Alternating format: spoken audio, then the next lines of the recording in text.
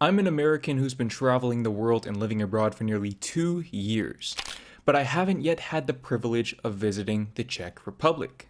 Bearing that in mind, in this video, we will be analyzing Americans experiencing culture shock in the Czech Republic. 3 things that I have started doing since living in the Czech Republic. Hi, my name is Michelle. I am a Czech American, and I've been living here for the last 5 years. My parents are Czech. I grew up in America, was born in America, moved here. Anyways, so number 1 is recycling. It seems like such a simple thing, but where I lived in the States, mind you, everywhere is different. Every neighborhood, every state, every city, they have their own thing. But where I live particularly, recycling wasn't even a thing. You couldn't do it. I don't know. I'm sure it's changed. I hope it's changed, but that's just one of the things here that is just really easy. That is just like we religiously just recycle. It's just the normal thing that we do. Okay, number 2 is wearing house shoes. I wear house shoes. We wear house shoes. These are from Lidl. Always wear house shoes. I don't know what I was doing before. Walking around on crumbs, apparently. I never was the type of person, European parents, never wore shoes in the house. Okay, that was never a thing. But we never wore like house shoes. But here we have house shoes. We have extra house shoes for guests. It's just, you take off your shoes. And it's nice because like our kids have friends and they come and they will just politely leave their shoes at the door. It's just a thing that everybody does here. No shoes in the house. Okay, number 3 is kind of a random one, but when you go to pay here, you normally have to say, I want to pay with cash or card. They always ask you cash or card. And so I just naturally always, as I'm paying, I say, I'm going to pay with card. Okay, going to pay with card. It's just like a natural reaction. Funny story, I went to the States last year. I went to Target. And I told the lady, I was like, yeah, I want to pay with card. And she was like, yeah, you just, on the machine. I don't even remember how it works anymore. But that was something that I didn't even realize until that moment that I did differently, was announce how I'm going to pay. I don't know what part of the USA she's from, but where I'm from, recycling is most certainly a thing. Now, I will say that the area that I'm from the Dallas-Fort Worth area in Texas, was a little bit late to the party in regards to recycling. And what I mean by that is, basically, each household gets a city-issued trash bin and recycling bin, but we didn't really receive a dedicated recycling bin until around 2013-ish. I don't know the situation in the Czech Republic specifically, but I feel like the European countries that I've been to have been recycling for much, much longer than that. And I mean, to her point, it will vary by state or even by neighborhood in the US, because some states are a lot more progressive and focused on environmental sustainability. And then there are other states, like Texas, who kind of have that on the back burner because they make most of their money through environmentally unsustainable practices. Different discussion for a different day. European countries tend to be much better about not just recycling, but sustainable practices overall. And what I want to know is, if you're from the Czech Republic and you've been to other European countries, how do you feel like the Czech Republic compares to some of the other European countries? Because I feel like you can pretty much throw a dart on a map in Europe and you will have a place that is much more environmentally friendly than not only the US, but also Southeast Asia, where I'm filming this video right now. You can't see it because it's nighttime, but here in Vietnam, the amount of smog and pollution that we see on a day-to-day basis is mind-blowing, even by American standards. And I've been to LA, I've been to New York City, I've been to places that are heavily populated and, again, don't really have very progressive environmental initiatives in place, and I have yet to come across this degree of pollution. And I'm assuming that the Czech Republic is much further ahead of even the US in that regard, let alone here in Southeast Asia. Now, as far as wearing house shoes, I've heard multiple people in multiple European countries say that they don't wear shoes in the house, but in my personal experience in Europe, okay, I lived in the Netherlands for 14 months. In my experience, shoes in the house were perfectly normal. Perfectly normal. In fact, I would venture to say that not wearing shoes in the house, at least downstairs, was more abnormal than wearing shoes in the house. Granted, I do feel like the whole house shoes thing was also very prominent, at least in my experience. It was very rare to just see someone walking around in their socks or barefoot in the house.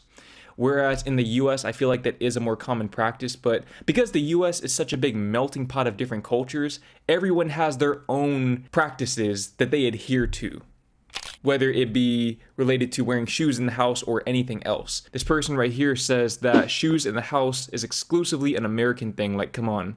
Again, that's just not true in my experience. And I feel like for a place like Norway or Sweden or anywhere where it gets really cold and it snows every year, I don't know what the climate is like in the Czech Republic, enlighten me in the comments.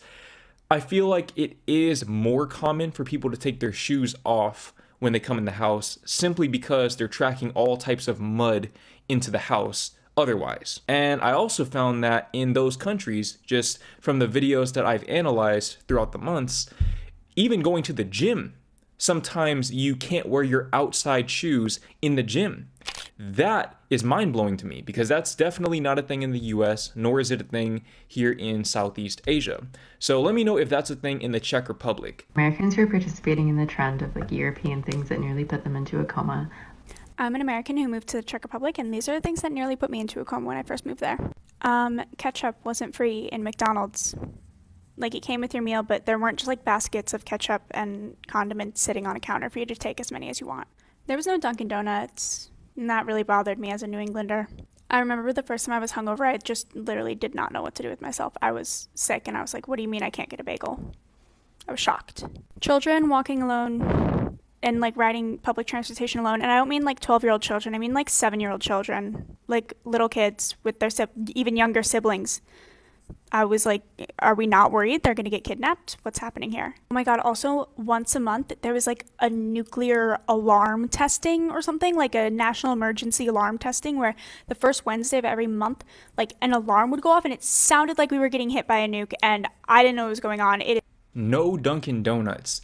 This is actually very relevant, because just the other day, my girlfriend and I were talking about donuts because, I mean, I'm not gonna lie, we're both fiends for sugar. I was telling her that generally my favorite donut flavor is a glazed donut, and she was like, I don't think I've ever had that before. And I was like, what? What do you mean you've never had a glazed donut before? That's literally, in the US at least, the default flavor of donuts.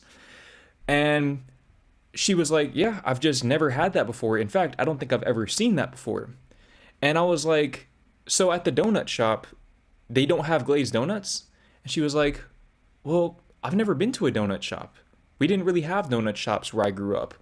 And I started thinking about it because I did live in the town that she grew up in, and I realized I don't think I ever saw a donut shop there either. And most of the time, whenever we did get donuts in the Netherlands, we got them from Albert Heijn, which is the grocery store. But what I want to know is, do donut shops really exist in Europe? Because it seems like more of a novelty thing. But I don't know if the Czech Republic is different in this regard, or if other maybe Eastern European countries are a little different in this regard. But I just never thought about the fact that I never saw a donut shop in the Netherlands. Because in the US, donut shops are a very big thing. It doesn't really matter how small your town is. You're probably going to have multiple donut shops there. And there is a whole trope, maybe you've seen it in the movies, where police officers specifically tend to frequent the donut shops. And that trope, unlike some of the other American stereotypes, actually has some credibility. Because in my experience, especially early in the morning, 4 or 5 a.m., if you drive by a few donut shops, the chances are you will see a police car outside of one of them. Now, Dunkin' Donuts, that's more of a chain donut shop. It's not really the same thing, but I feel like in most American towns, you can find a store that will literally just say donuts on the front. As far as children walking and taking public transit, this kind of reminds me of being in the Netherlands and seeing young children, to her point, probably around 7 or 8 years old, just biking with their friends, at least I would think very far from home, because they would be biking in areas where I didn't really see any houses nearby. So this kind of blew my mind, because growing up in that age range, my parents had a pretty strict policy where I had to stay in the neighborhood. In fact, the only time I ever got grounded in my life was because I left the neighborhood to walk to the local corner store to get some candy for one of my older friends who didn't feel like walking there. But in Europe, that just doesn't seem to be a thing. And again, I'm generalizing because it seems like all across Europe, it's perfectly normal to allow your children to not only walk out of your eye shot, okay, being able to go places where you're not just actively or passively paying attention to them, but also taking public transit and just having a general level of independence that you don't see from children in the USA. I think the fact that her mind went to these kids are going to get kidnapped is pretty telling of the situation in the US, but it's not necessarily an unfounded expectation, because growing up in the US, we are taught about stranger danger. We're taught to not go up to a white van that promises to give you free candy. These tropes, just like the donut shop trope with the police officers, does have some credibility. Maybe that's why American children are getting kidnapped, is because the police officers are busy eating donuts. Or maybe there's just something wrong with American society. I mean, look, the US has a lot of problems, but I knew that it was really, really bad when I realized that in the Netherlands, the schools don't really have gates around them. And when the kids are playing at recess, they can actually leave the playground area. That blew my mind. In the US, that's just not a thing. You will get suspended for doing something like that, if not expelled. This person right here said, children don't get kidnapped. That's awesome, actually. I agree.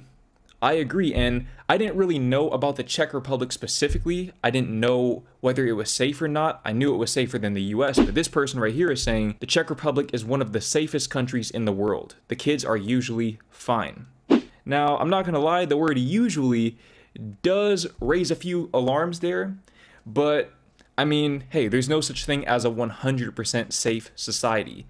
But if there is, the Czech Republic is a lot closer to being that than the USA. And speaking of alarms, this person right here is saying, not nuclear, LMAO, it's a firefighter siren. When there's a fire, it goes off and calls the firefighters to the station. So the Netherlands had this as well, but actually, surprisingly, we have this in the US.